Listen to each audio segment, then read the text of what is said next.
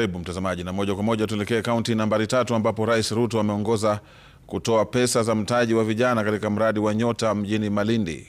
Katika awamu ya leo, vijana waliopewa shilingi 25,000 kila mmoja walitoka kaunti za Kilifi, Tana River na Lamu. Siasa imetusumbua miaka nyingi. Siasa inaendeshwa kwa mirengo, kwa ubaguzi, kwa ukabila, kwa mambo ambayo yanatenga Wakenya wengine. Na ndio tumekubaliana safari hii. Mimi nilitoa ahadi. Wengine walikuwa wanasema huyu Ruto anasema uongo.